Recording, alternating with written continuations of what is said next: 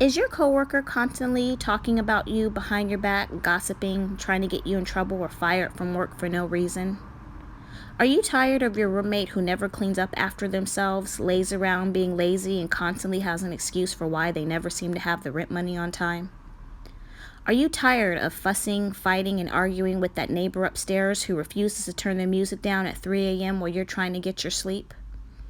Is your grown child, spouse, or relative unhelpful around the house, sloppy, lazy, and you are fed up? Do you feel like you have tried everything you can do and you're at your wits' end to keep peace?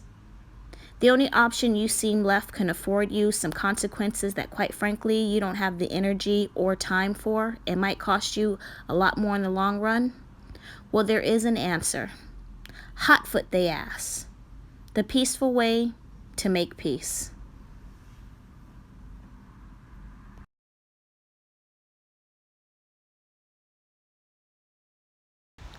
Hot foot powder is one of the most requested and easiest recipes to work with. I've shown this in previous videos a lot of the time, but I haven't actually done a video on how to make hot foot powder, so I'm going to show you guys how to do that today.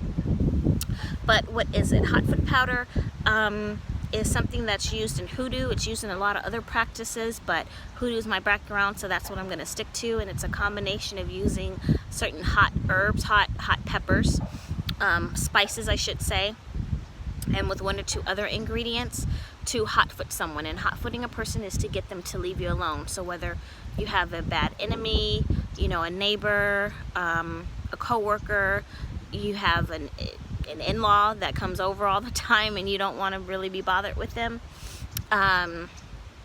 you have, you know, whatever it is, someone who's messing with you and you want them to leave you alone, this is something that can be used. The way hot foot powder is traditionally used is you sprinkle it in the pathway of the individual where they will walk. So in front of someone's door, in front of their car door, in their shoes. If you have a bad roommate, you may want to sprinkle it in front of their room door. If you have a coworker, you want to sprinkle some of it around their desk or something like that. A neighbor, you put it in front of their front door, up their steps, wherever they're going to walk, so they can track it into their environment where their energy is. And the idea of it is to make them dissatisfied with where they are and they will want to leave. If you have had people come over or family members come over that you don't want them to bother you or come back anymore, then you want to sprinkle some hot foot powder going out your door after they leave with the intentions of them never returning. And they will, from then on out, not want to come over anymore. Hot foot powder, like I said, is made with a variation of spices, so you want to be very careful when you're making this. You want to take precaution. You don't want to inhale any of the spices or touch your face afterwards. You want to be very, very, very careful. The ingredients that go into hot foot powder are cayenne pepper. I use chili powder in mine. Some people use cinnamon. Both are okay. But traditionally it's cayenne pepper, black pepper, and some salt. That's kind of the base for hot foot powder that you would find. I use cayenne pepper, black pepper, sea salt, black salt, sulfur powder, and chili powder if I have it available. And you mix this up into a container.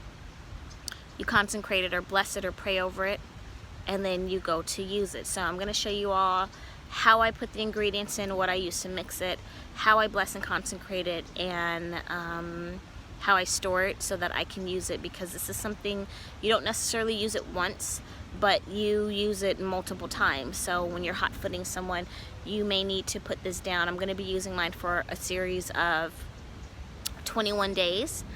I'm going to do,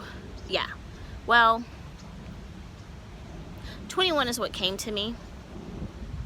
I originally was going to do 14 days because I was going to use the entire waning moon cycle, but something said 21, so yeah, because I'm going to go into the dark moon phase as well, and I'll talk about that a little bit later. So just stay tuned, and let's make some hot foot powder. Okay, so now we're going to put together our hot foot powder. I have a jar, as you can see, sitting here, and my jar has already been cleansed and consecrated. What that means is it's been cleansed and blessed for its intended purpose. The way to clean your jars is you use some incense, and you can let some of the incense smoke just blow inside of the jar. You can use a Palo Santo or a sage stick, but as you can see, some of the incense is coming out. So I like to consecrate things using smoke. So my jar is cleansed. It was already cleansed before the video. And then when I'm blending up my hot foot powder, you can use, I have a mortar and pestle here, but you can use a regular old Tupperware container like this. Nothing fancy, no big deal. Tupperware and a spoon. And what I'm putting into my hot foot powder is going to be some black salt,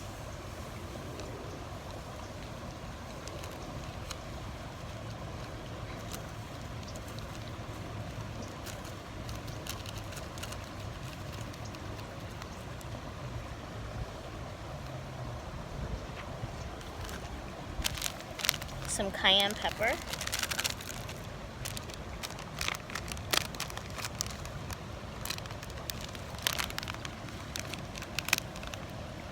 and we're witches. We don't measure anything. We just, a little bit of this, a little bit of that, and pour. Some black pepper. As you can see, none of this stuff costs very much. This was $1 at my local grocery store.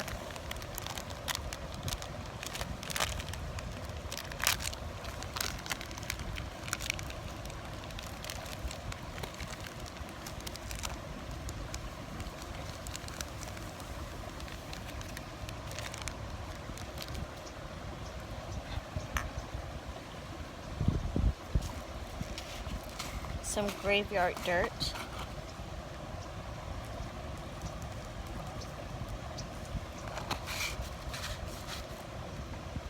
And some sulfur powder. Also known as brimstone. You can find this at your local hardware store, Home Depot, Lowe's, or an occult store.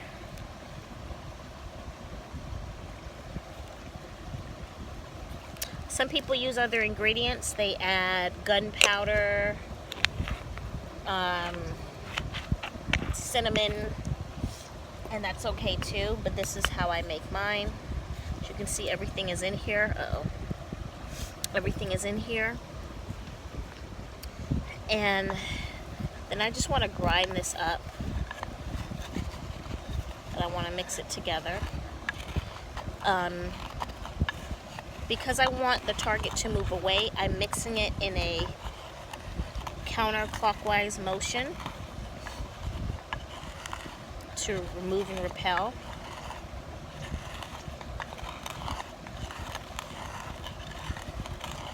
And I'm, for sake of the video, but I'm thinking what my intentions are. Normally I'd be praying over this, which I'm going to turn my camera off and do that now.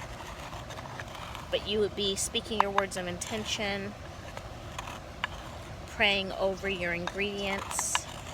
If you feel like there's more of one thing than the other, feel free to add some more. And then I'm going to place this down, and I'm going to turn the camera off and pray over it.